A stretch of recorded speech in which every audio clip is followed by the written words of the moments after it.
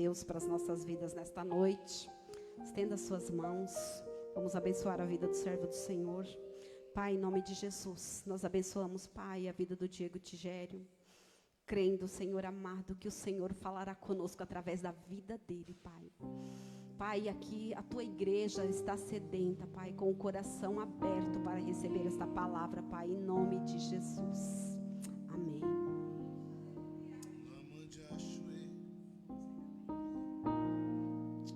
Graças e paz, irmãos.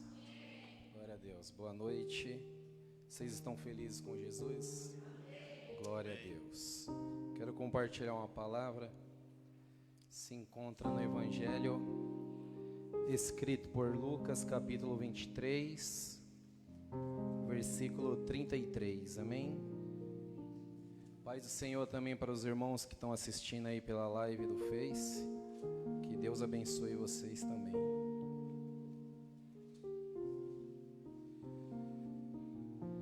Glória a Deus.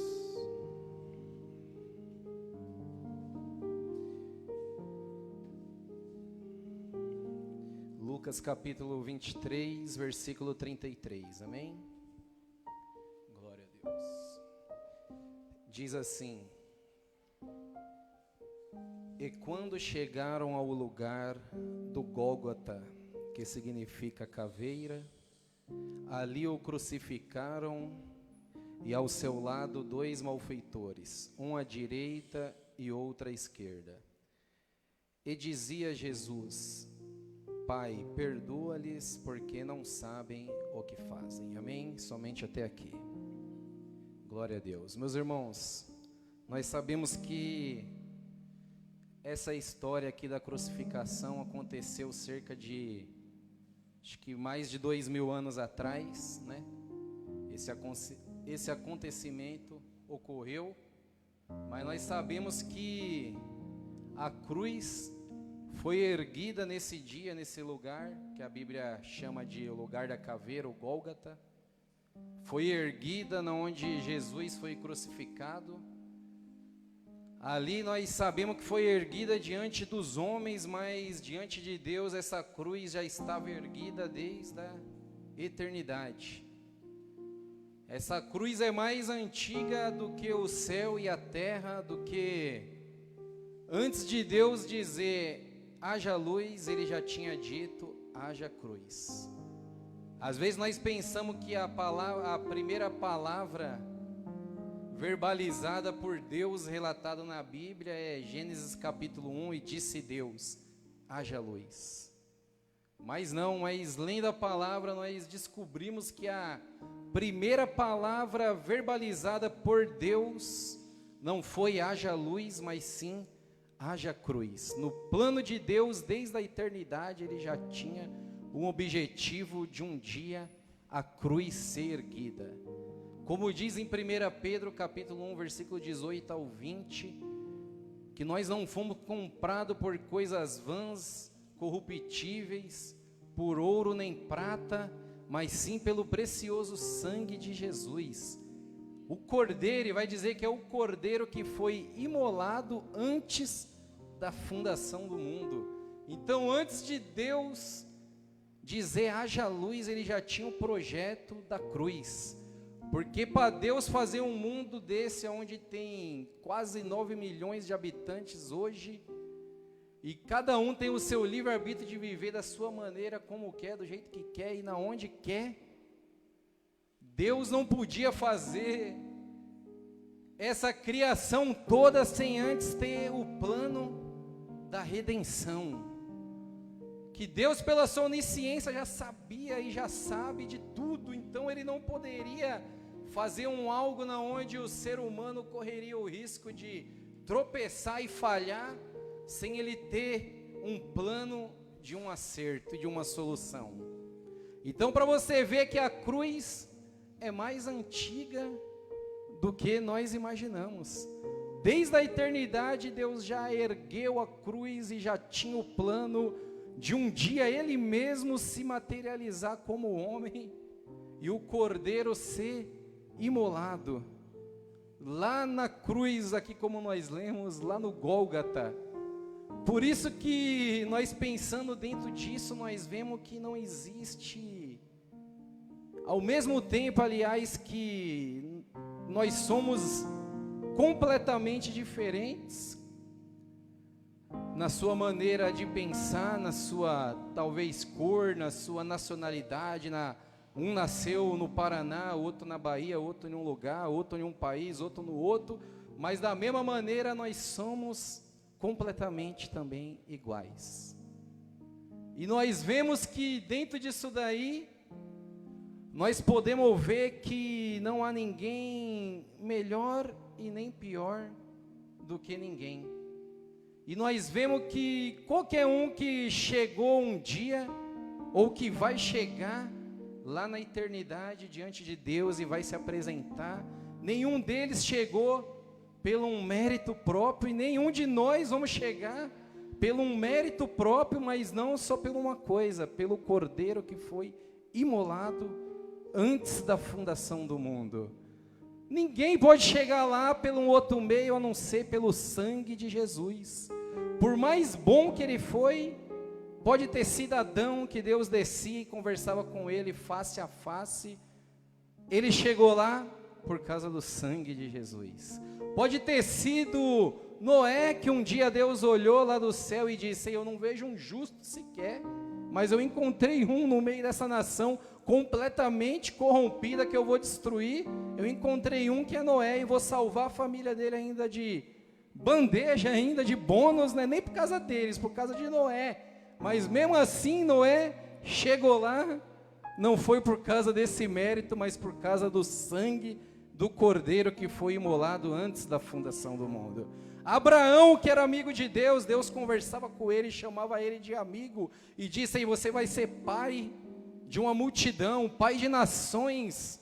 Mas ele também chegou lá por causa do sangue de Jesus. Enoque, que começou a andar com Deus quando tinha 65 anos de idade, e viveu até os 365, andou 300 anos com Deus, e teve um dia que Deus olhou do céu e disse: ei, esse Enoque anda muito lado a lado comigo, quer saber de uma, você não vai nem morrer, eu vou te arrebatar aqui, você já vai andar comigo aqui logo para sempre. Mas Enoque também chegou lá, não foi por causa disso, foi por causa do sangue de Jesus. Moisés, que foi o maior líder da história, na onde Deus escutava conselho do próprio Moisés, na onde uma vez Deus queria destruir Israel, e Moisés falou: Deus, mas se o Senhor destruir Israel, o que vão pensar as outras nações? Vão pensar que o Senhor livrou eles para poder matar eles no deserto. E Deus olhou para Moisés e disse: pensando bem, você tem razão, vou deixar eles vivos aí mais um pouquinho.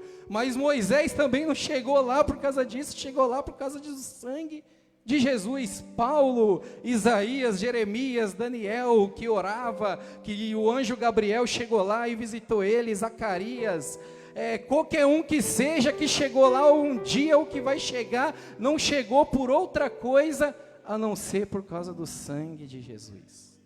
E por que eu estou falando isso? Porque nós lemos aqui que Jesus foi crucificado, do seu lado havia dois malfeitores, como a Bíblia chama, né? E que se fosse para chamar hoje, seria dois ladrão, dois bandidos, dois criminoso, dois meliantes, dois tanta coisa que iam falar que se fosse hoje, mas a Bíblia chama de dois malfeitores. E eles estão lá do lado de Jesus, Jesus crucificado, e eu fico pensando, eu falo: meu Deus, será que a Bíblia faz questão de colocar que é dois malfeitores?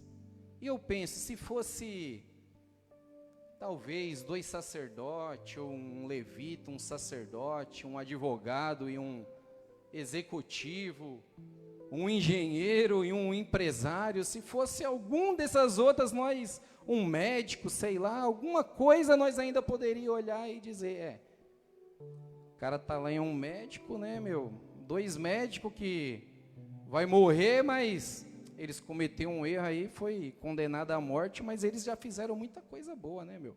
Os caras médicos, tanto de operação que eles fez, o tanto de vida que eles já conseguiu salvar.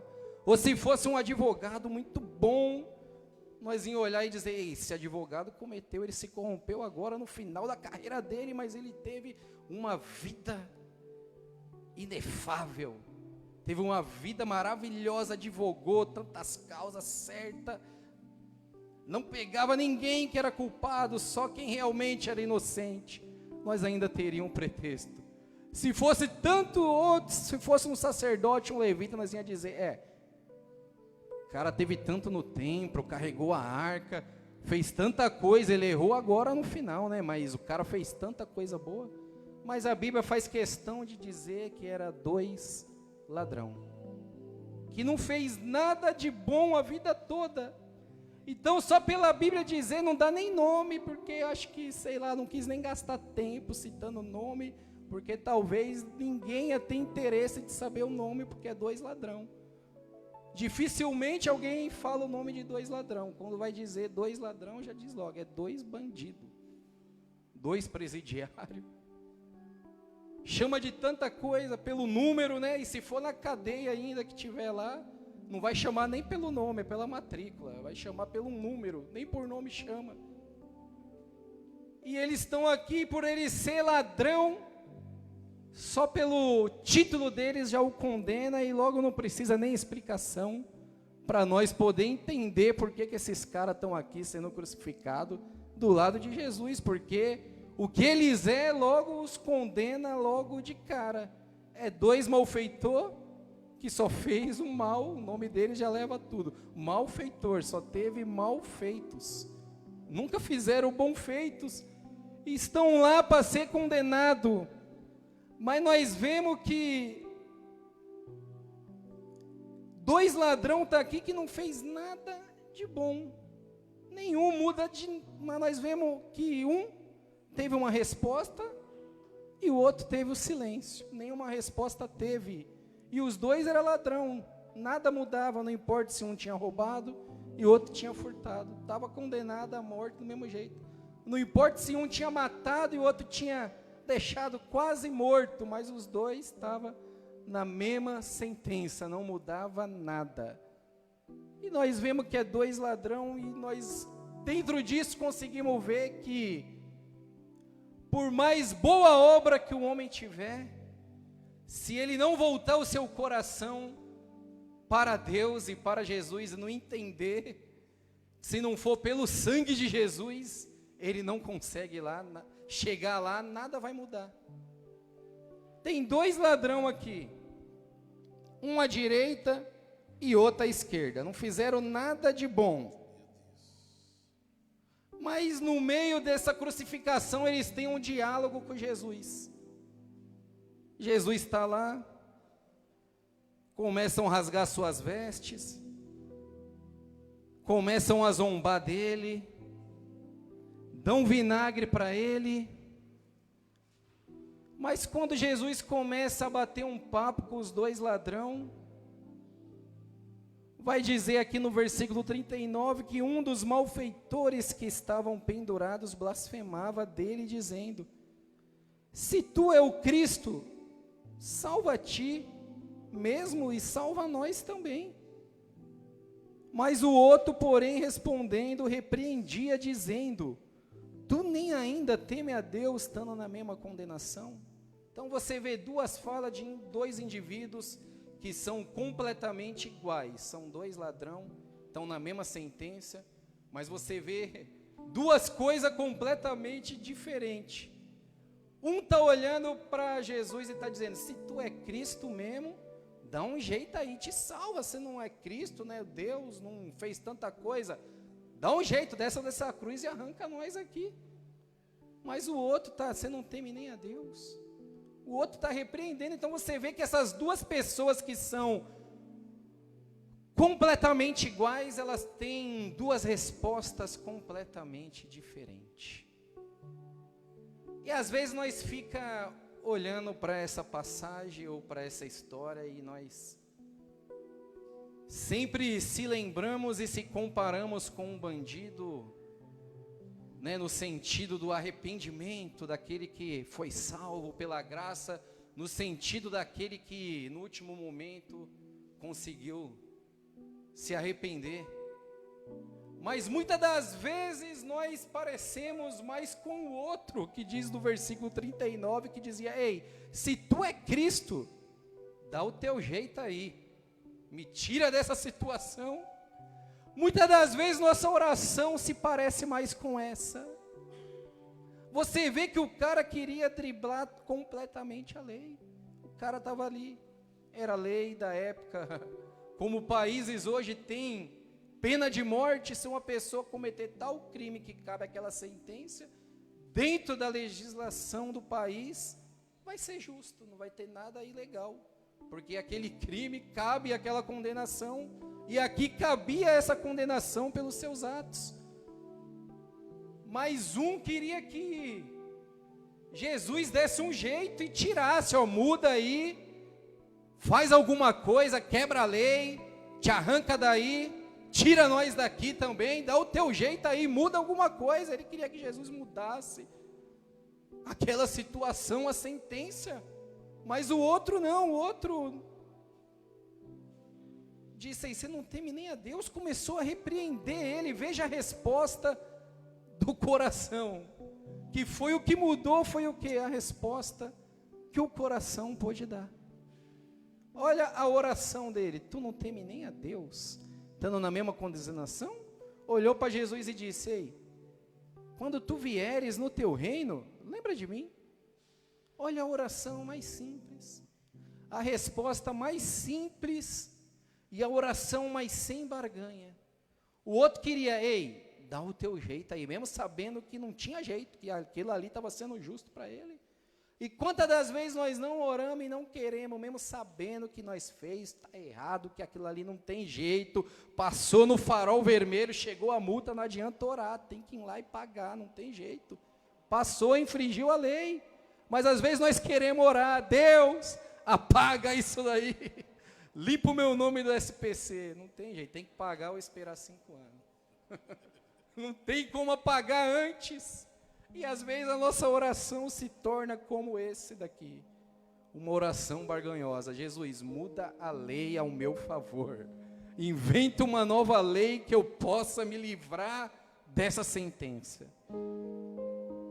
Mas o outro não, o outro olha e diz, ei, tu não teme nem a Deus? Olha a resposta dele, tu não teme nem a Deus, ou seja, ele estava olhando para Jesus, estava no meio, ele está olhando para o outro, está dizendo aí, você não teme nem a Deus, esse daqui que está no meio é Deus, pagando a nossa dívida, a nossa sentença, é Deus pagando a nossa culpa.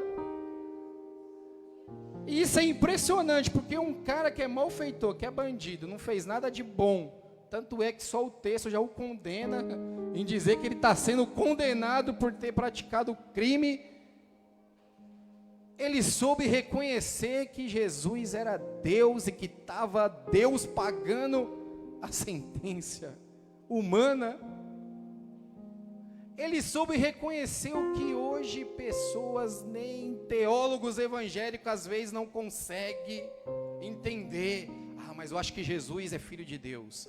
Não, mas eu acho que Jesus é um grande profeta. Não, eu acho que Jesus é tal coisa. Ele respondeu a resposta mais simples. Jesus é Deus. Tu não teme nem a Deus? Um bandido soube dar a resposta que hoje diversas religiões tentam entender. Não, acho que Jesus não é Deus. Jesus é o Filho de Deus. Não, Jesus é o primeiro filho criado por Deus. Não, Jesus é um grande profeta que veio, o maior profeta que Deus falava com ele, que não teve nem outro maior e nunca vai ter. Não, Jesus é tal coisa. Pensam que Jesus é tal coisa. E um bandido que nunca passou numa escola teológica, nunca passou num seminário, nunca participou de um curso, nunca desceu as águas do batismo, nunca participou de nada, disse, ei, Jesus é Deus, e tu não teme nem a Deus. Eu nunca temi a Deus, mas agora eu estou temendo a Deus. Soube reconhecer que Jesus é Deus. E eu costumo dizer que eu não gosto, nós sabemos que no nosso meio evangélico tem várias linhas, né? Um segue uma linha pentecostal, a outra tradicional, o outro segue a linha teológica luterana, o outro calvinista, o outro teologia liberal, o outro teologia não sei do que. Eu costumo dizer que eu não sou de seguir linha nenhuma. Mas se fosse para mim seguir alguma linha, eu seguiria a linha teológica do ladrão da cruz, que foi a mais sensata, simples e certeira. Que ele disse, ei, Jesus é Deus, e ponto final. soube dar a resposta que hoje a gente fica procurando. Tem que sistematizar todo um contexto, fazer todo um quebra-cabeça na Bíblia para poder chegar num determinado fim e dizer: Jesus é Deus. E ele já não sistematizou nada, sem saber de nada, nem estudou. Talvez foi até no palpite, mas acertou. Jesus é Deus. Aí você vê a resposta do coração dele. Ele olha para Jesus e diz: ei, lembra de mim quando vieres no teu reino. Algumas traduções vai estar quando entrares, mas eu gosto mais da que está quando vieres no teu reino, porque indica mais que, não sei se um dia ele passou na porta de uma igreja, se um dia ele foi no culto, ou se um dia alguém leu o livro de Isaías para ele e falou, e aquilo talvez ficou ali marcado na memória dele, né? Quando nós estamos no mundo, não tem alguma coisa que fica marcado. Eu me lembro que várias vezes eu já entrei na igreja assim, não era de muito ir, mas quando eu estava com meio medo assim, andava no mundo errado, eu estava com meio medo de morrer, era tipo, vou lá para ver se consigo fechar o corpo, acontecer alguma coisa. E tinha sempre aquela palavra que marcava mais, né? Que até hoje nós conseguimos lembrar. Então não sei se ele estava em algum lugar e escutou alguma palavra que marcou a vida dele, que ele disse: ei, Jesus, lembra de mim quando vieres no teu reino. Ou seja, quando que Jesus vai vir no reino dele?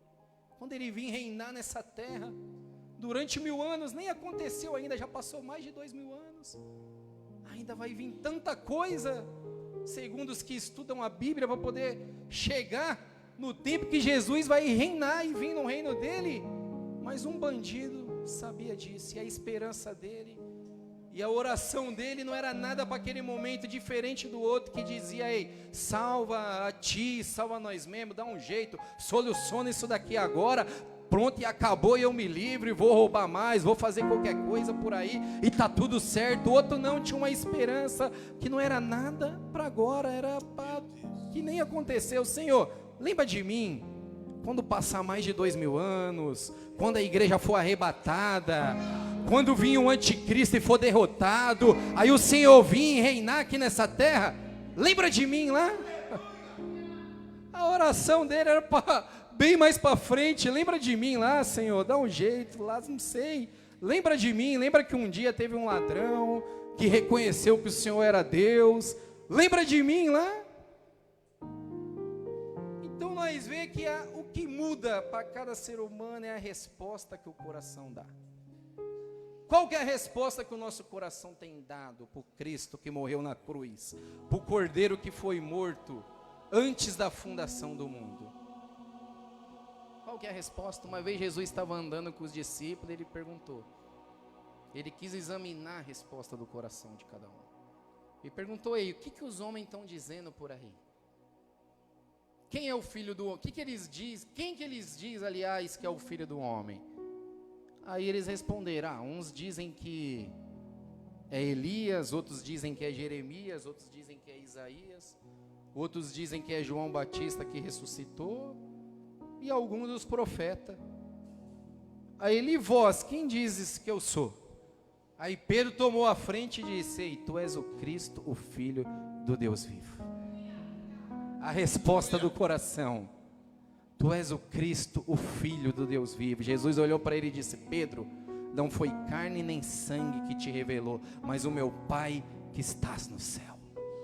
Porque só Deus pode revelar no coração de cada um de nós que o Cordeiro foi morto antes da fundação do mundo, que no plano de Deus o preço já estava pago.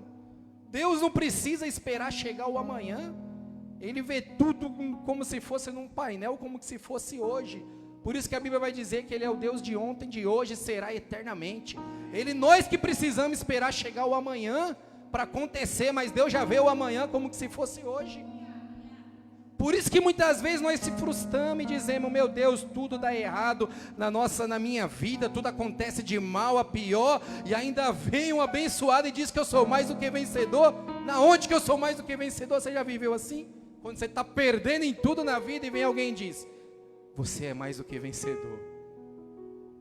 Você já pensou lá na sua mente, mesmo sem ter falado pela pessoa, como que eu sou mais do que vencedor? Estou perdendo tanta coisa na vida, porque Deus não precisa esperar chegar o amanhã, Ele já vê o amanhã como que se fosse hoje. Se nós vamos vencer daqui a um ano, Ele já está dizendo hoje, você é mais do que vencedor. Então o que vai mudar isso é a resposta que o coração dá. Qual que é a resposta que o nosso coração tem dado para o Cristo? Tu és o Cristo, o Filho do Deus vivo. Deus quer que nós tenhamos essa certeza, porque no dia que nós tivermos essa certeza que Ele é, que o preço foi pago, antes da criação, Deus já tinha o plano da redenção. Deus não criou primeiro para depois fazer a redenção, Ele primeiro fez a redenção para depois criar. E quando nós cremos nisso, o nosso coração descansar nisso, a nossa alma encontra paz, mesmo no meio da guerra. Porque nós somos acostumados a pensar que no pior momento da nossa vida, nós só conseguimos dar o nosso pior. Quantas vezes nós não falamos isso? Eu respondi tal pessoa de tal jeito porque eu não estava num momento bom. Eu fiz tal coisa porque eu estava passando uma tremenda tribulação na minha vida, meu casamento não estava bem. Aconteceu tal coisa por causa disso e daquilo, e arrumamos 1001 hipótese. Mas dentro desse texto nós podemos entender que no nosso pior momento nós podemos dar o nosso melhor.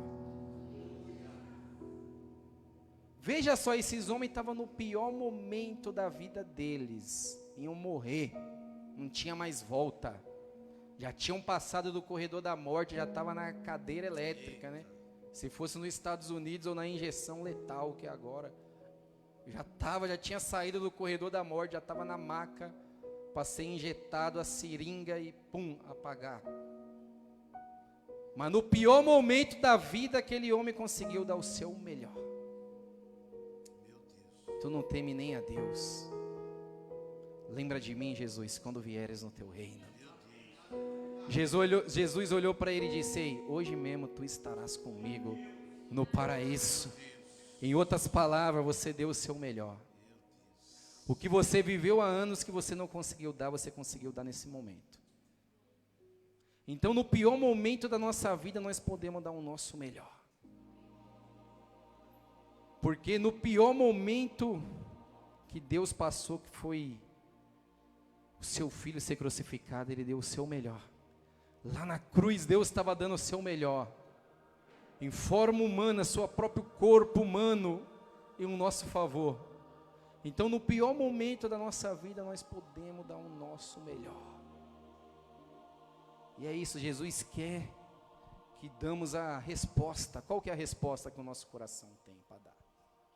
No meio de tanta coisa, se tivéssemos para viver, já pensou aqui, nós nunca sabemos quando vai ser o último momento. Mas se fosse para Deus falar, seu último momento é até, agora é 9h30, até as 9h40, qual que seria o nosso melhor que nós daríamos? Qual que seria a resposta do nosso coração? Socorro, meu Deus, deixa eu viver mais um pouquinho aí.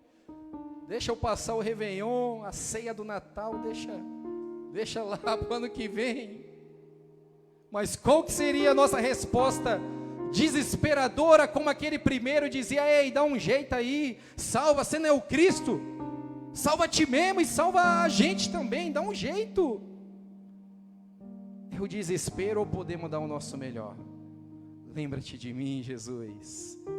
Se eu for daqui 10 minutos, eu vou fechar os olhos, mas quando eu abrir os olhos, eu vou dar de cara na principal rua da Nova Jerusalém. Lembra de mim, Jesus, quando entrares no teu reino. Qual que é a resposta que o nosso coração pode dar?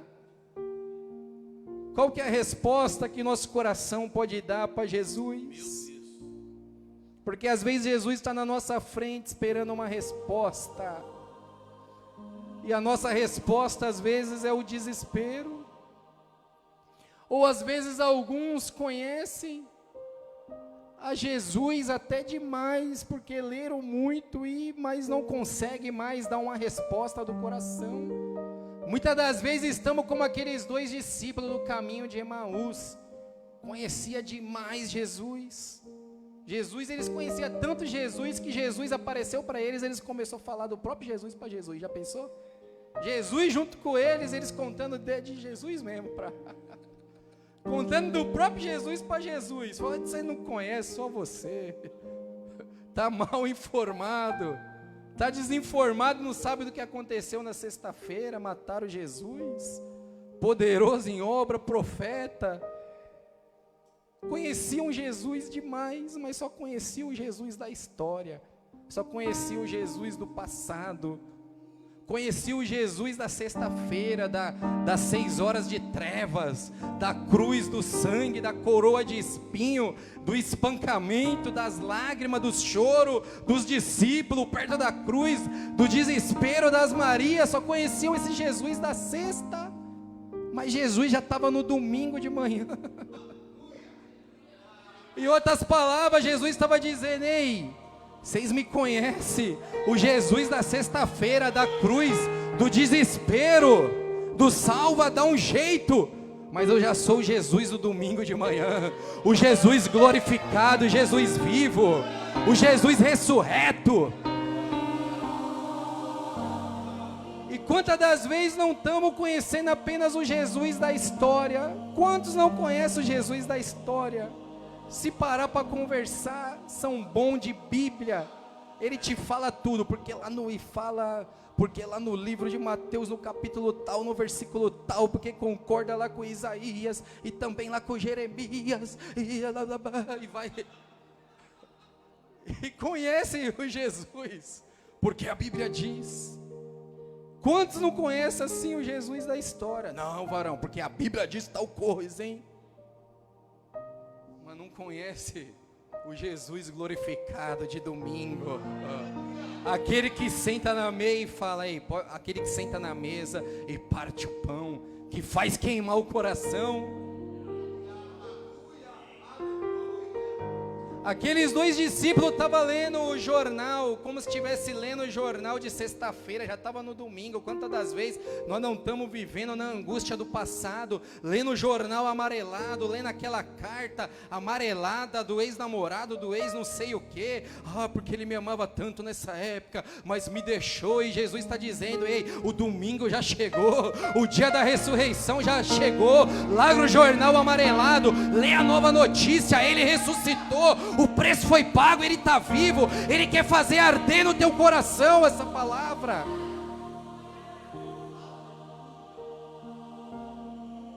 Então você vê que por mais que aqueles 2 discípulos tinham caminhado com Jesus, não sei se foi os 3 anos e meio, mas eles tinham andado com Jesus um tempo, mas a resposta do coração deles não estava totalmente ainda para o Cristo glorificado. Por isso que Jesus teve que parar com eles, e teve que fazer com que eles conhecessem o Jesus glorificado. Por isso que quando Jesus foi embora, eles começaram a dizer, ei, por acaso não ardia em nosso coração quando ele falava conosco? Agora eles tinham a resposta do coração para dar para Cristo. Agora eu garanto, se Cristo aparecesse de novo e começasse a dizer, ei, o que vocês estão andando aí? Eles iam dizer, tu és o Cristo, o Filho do Deus vivo, eu te conheço, você é o Jesus de domingo, você passou na cruz, sofreu, foi crucificado, maltratado, mas eu sei, eu creio que Jesus ressuscitou.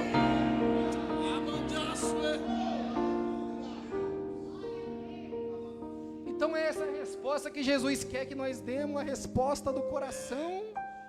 Enquanto nós não der essa resposta do coração, vamos andar que nem as Marias procurando Jesus entre os mortos.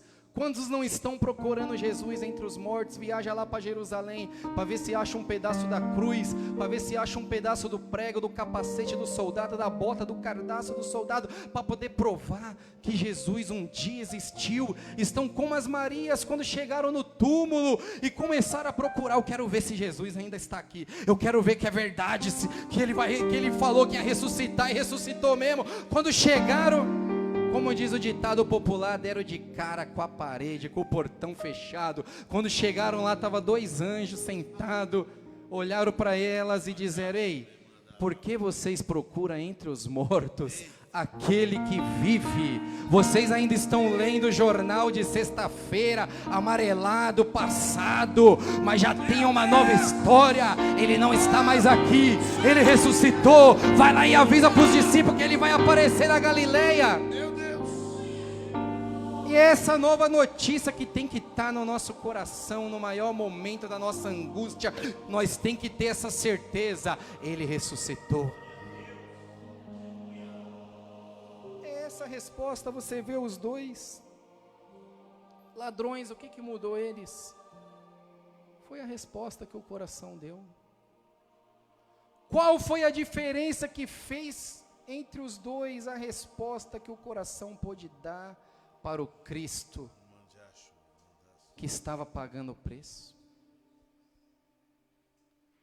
E você vê que é interessante, eu estava imaginando isso esses dias, e só Lucas que narrou essa conversa, os outros só falam que tem uns dois ladrão, para você ver que os dois ladrão não tinham muita credibilidade, né?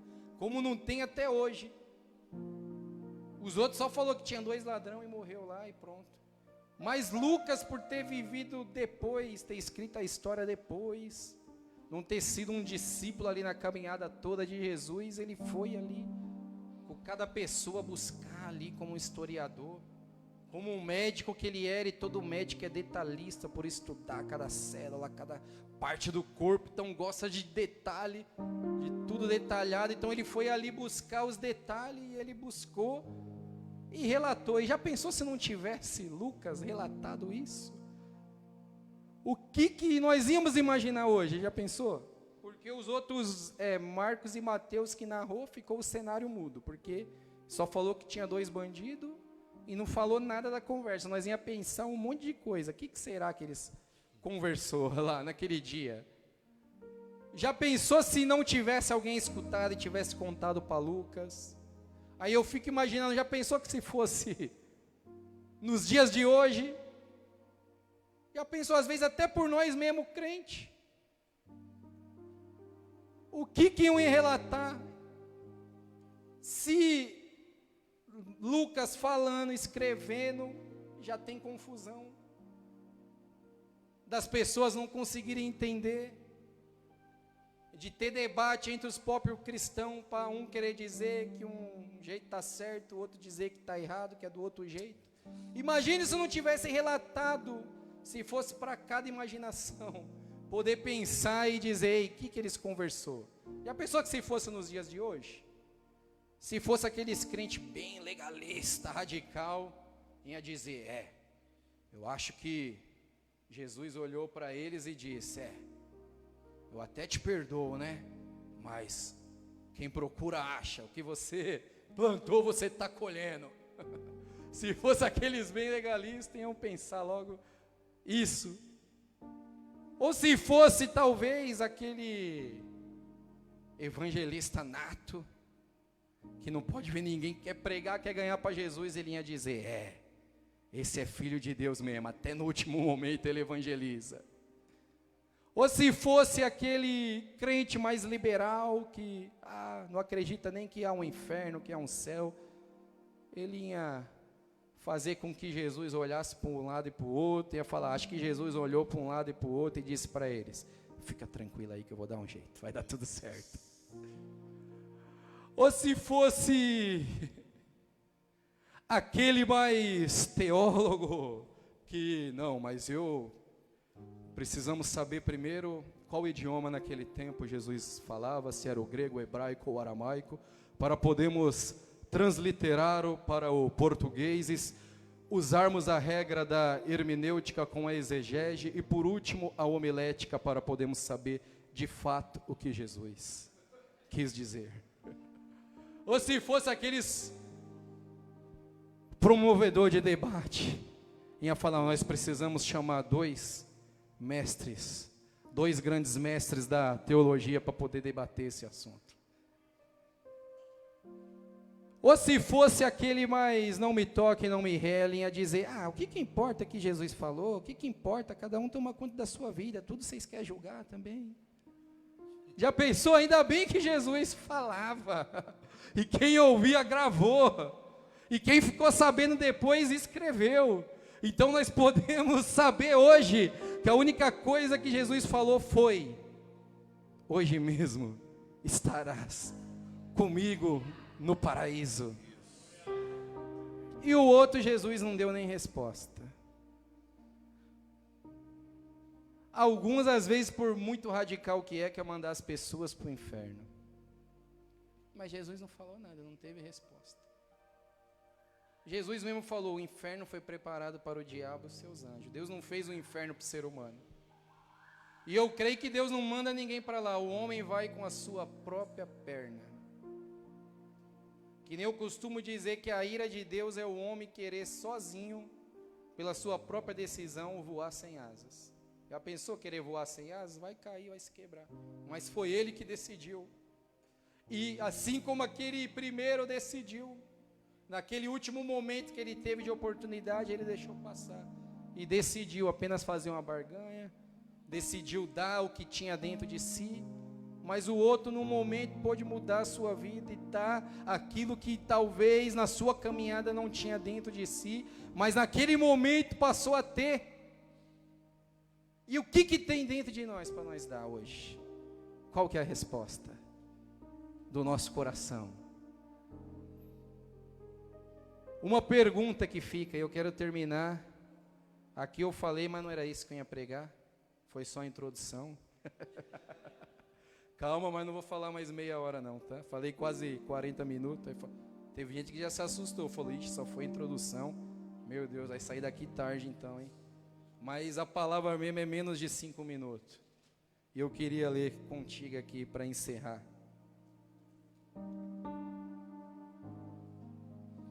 João capítulo 19, versículo 30. Que diz assim, a primeira parte: e quando Jesus tomou o vinagre, disse: está consumado.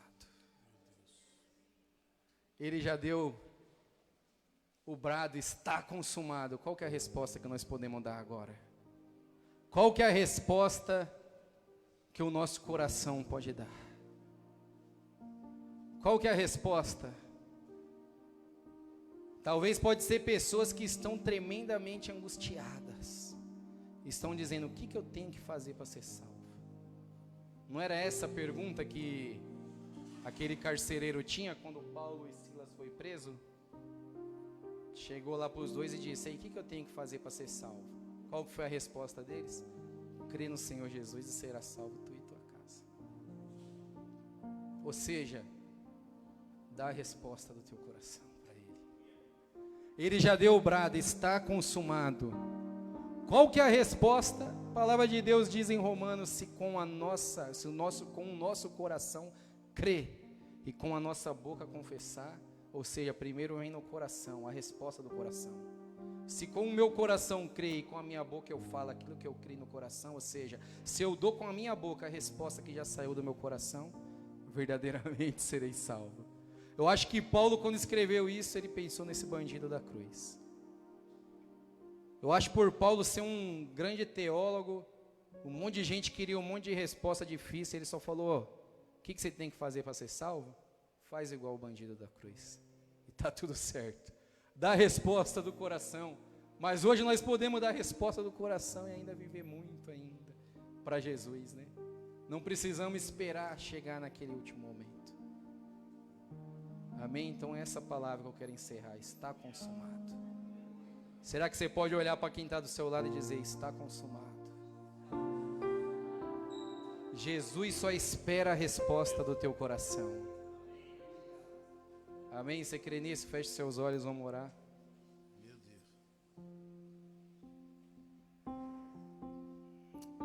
Senhor, meu Deus e meu Pai, é no nome do teu Filho amado Jesus Cristo, Senhor, que nós estamos aqui na tua presença, meu Pai, diante dessa palavra, crendo, Senhor, que o Cordeiro foi morto antes da fundação do mundo. Antes da fundação do mundo, no teu coração, o Senhor já tinha o plano da salvação, da redenção. Ah, Senhor, nós cremos que antes de haver pecado, o Senhor já tinha o plano do perdão, meu Pai, porque o Cordeiro foi imolado antes da fundação do mundo, Senhor. E nós estamos aqui, meu Pai, para dar a resposta do nosso coração, Senhor. Talvez por muitos dias, meu Pai, a resposta do nosso coração tem sido angústia, tem sido como aquele primeiro: salva, Pai amado, eu, dá um jeito, muda a minha história, muda a minha vida. E nós vemos que o Senhor está no silêncio, como o Senhor ficou nessa cena, meu Pai. Mas hoje o Senhor está nos fazendo entender que temos que dar a resposta do coração e entender que Tu és o Cristo, o Filho do Deus vivo, que está consumado, que aquilo que eu não podia, o Senhor fez por mim, aquilo que eu não tinha, o Senhor conquistou por mim, aquele preço que eu não tinha a pagar, o Senhor conquistou por nós, meu Pai, aquele recurso que eu não tinha, o Senhor adquiriu por mim, Senhor. Como diz a Tua palavra, meu Pai, que o Senhor veio na cruz para poder reconciliar o mundo consigo mesmo, Senhor.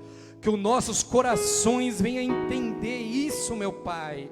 Que não venhamos andar como os 2 discípulos do caminho de Emaús, meu Pai, vivendo do passado, vivendo as angústias passado, chorando, Senhor, pelas lágrimas, pelo sangue que foi derramado no passado, meu Pai. Talvez tem pessoas, Senhor, que estão ouvindo, Senhor, que estão chorando, talvez porque perderam seu parente, talvez até no dia de hoje, de ontem, da semana passada, e essa angústia tem, meu Pai, invadido o coração dela, Senhor, mas que o Senhor possa queimar, como queimou, meu Pai, daqueles 2 discípulos, Senhor, o coração, meu Pai, e que eles possam, Senhor, entender, meu Pai, que Tu és o Cristo, o Filho do Deus vivo, meu Pai, que essa paz que excede todo entendimento, Senhor, venha no nosso coração, Senhor, na nossa mente, que aquela paz que o Senhor disse, meu Pai, que o Senhor daria, Pai, a verdadeira paz, não como o mundo dá, Senhor. Que essa verdadeira paz que nos faz, Senhor, descansar, mesmo em meio às doenças, mesmo, Senhor, em meio às tribulações, Senhor, mesmo em meio à queda, Senhor, que nós não viemos estar agarrados, Senhor, àquela notícia passada, meu Pai, mas que nós viemos saber da última notícia: o Senhor ressuscitou. Não importa se errou ontem, hoje, ou se eu vou errar amanhã, enquanto estiver fôlego de vida, tem esperança e tem uma chance de poder entender. Ele ressuscitou, o preço foi pago, e o grito dele é: está consumado, está consumado. Na tua angústia, na tua tristeza, Deus está dizendo hoje, nesta noite: está consumado.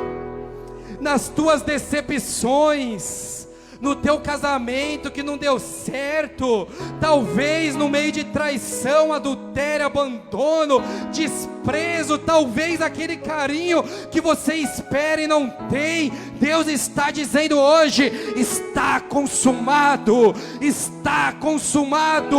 Ele ressuscitou, e a última notícia que vamos carregar na nossa vida é: Ele vive, está consumado, o preço foi pago. Amém. Que Deus em Cristo Jesus te abençoe.